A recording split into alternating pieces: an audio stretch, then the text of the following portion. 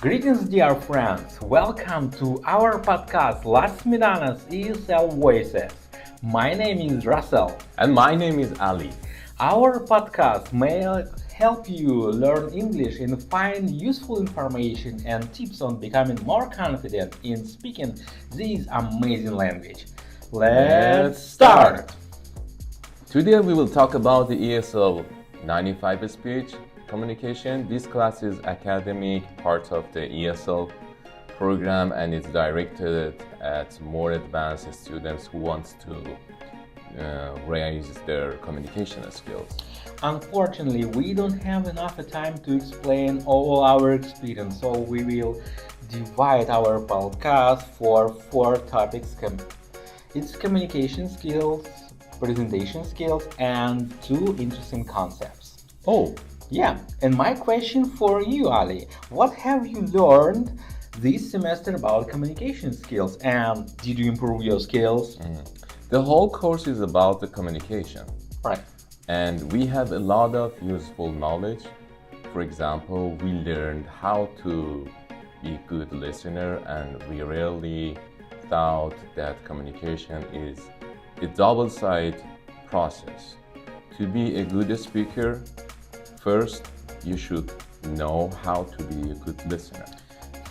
Interesting. How we can use it in real life. To be a good listener, you should pay attention, show you are interested, avoid interrupting, ask questions, paraphrasing, and reflect. Five good tips, but it can help me be a good speaker? A good speaking starts with understanding others, and listening is the foundation of that. That sounds reasonable. Okay, my turn to ask Russell. Okay. Can you explain what we learn about presentation skills? Oh, in this class we had to practice our presentation skills in public. We made individual and group presentation, practice to be a facilitator, try to control our body language, and do a lot of stuff. Can you explain the difference between group of individual presentation? Oh, it's interesting and good question. I think the difference in when you present something with a group, you should be more careful with your partners. As you said before, being a good listener. Don't forget to introduce your classmates, don't interrupt, and make good transitions between your topics. Do you have any useful advice for someone preparing to do a presentation? Yes, I do. First of all, be natural. Try to use your bright side. And second, remember about our body language.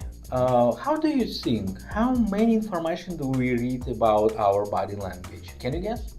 I guess 50%. Oh, you're really close. It's 55% our communication is done through our body language. Therefore, you should try to control your gesture and keep your hand in the strike zone. What do you mean when you say strike zone? The strike zone is the area between our shoulders and waist. Try to limit your hand movement in this area when you're speaking in public. You're right.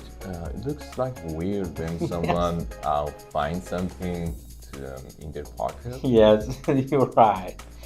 Okay, Ali, I think it's good time to speak about the concepts we learned.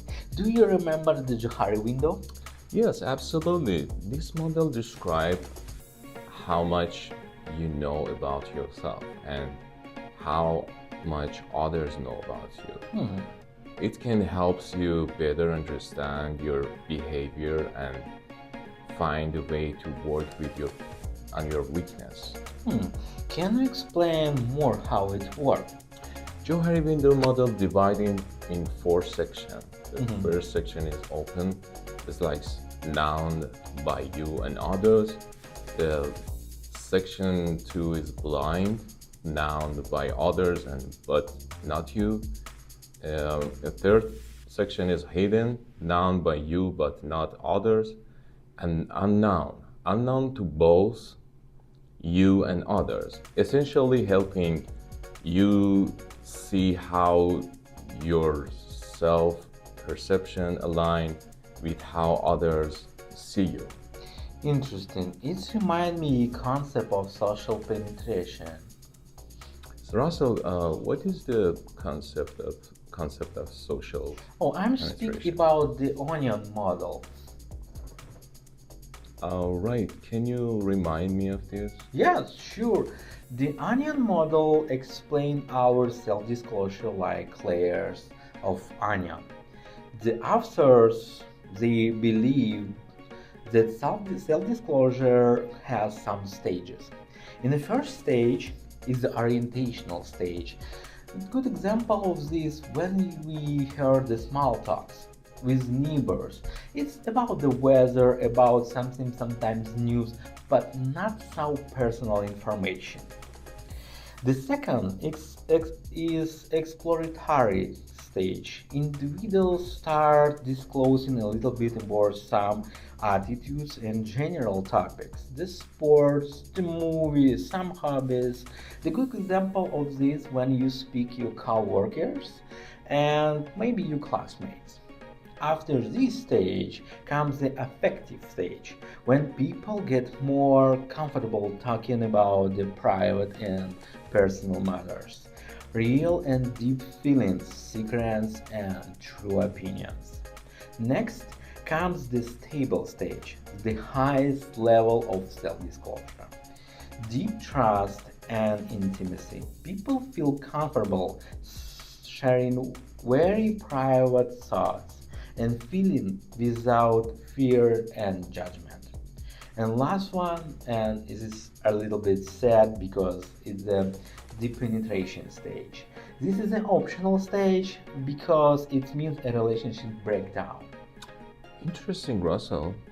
Yes, oh, our time is over. So thank you for listening us and Goodbye. goodbye.